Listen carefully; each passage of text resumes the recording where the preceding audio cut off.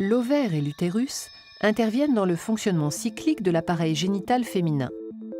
Mais un autre organe joue un rôle essentiel dans ce fonctionnement. C'est une petite partie de la base du cerveau, appelée complexe hypothalamo-hypophysaire. Il est constitué de l'hypothalamus et de l'hypophyse. L'hypothalamus produit une hormone appelée GnRH, qui agit directement sur l'hypophyse.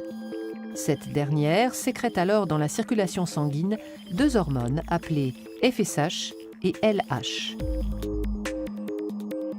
La FSH est surtout sécrétée durant les 14 premiers jours du cycle. Cette hormone agit sur l'ovaire en stimulant la croissance des follicules. La LH est surtout produite juste avant le 14e jour du cycle. Le pic de LH déclenche l'ovulation. Durant les 14 derniers jours du cycle, la sécrétion des deux hormones hypophysaires diminue.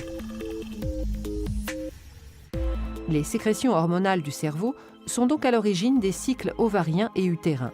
Cependant, les sécrétions de l'ovaire exercent elles aussi en retour une influence sur le fonctionnement du complexe hypothalamo-hypophysaire. Au cours des différentes phases du cycle, l'ovaire va libérer deux hormones qui vont être détectées par le cerveau et modifier l'activité du complexe hypothalamo-hypophysaire. Durant les 13 premiers jours du cycle, la libération d'œstrogènes dans le sang par l'ovaire va être détectée par le cerveau. Il va limiter les sécrétions de FSH et de LH. On appelle ce phénomène un rétrocontrôle négatif exercé par l'ovaire sur le complexe hypothalamo-hypophysaire.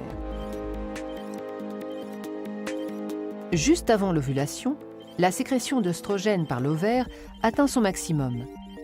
Sa concentration dans le sang est alors détectée par le cerveau qui va réagir d'une manière contraire à ce qu'il faisait jusque-là.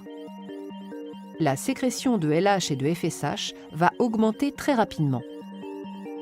On appelle ce phénomène un rétrocontrôle positif exercé par l'ovaire sur le complexe hypothalamo-hypophysaire. Il est indispensable à l'ovulation qui a lieu le 14e jour. Les 14 derniers jours du cycle, l'ovaire exerce à nouveau un rétrocontrôle négatif sur le cerveau en sécrétant la progestérone. Le fonctionnement de l'ovaire, de l'utérus et du complexe hypothalamo-hypophysaire est donc cyclique chez les femmes à partir de la puberté et jusqu'à la ménopause. Ce fonctionnement repose sur un dialogue permanent entre ces organes au moyen de diverses hormones sécrétées dans le sang.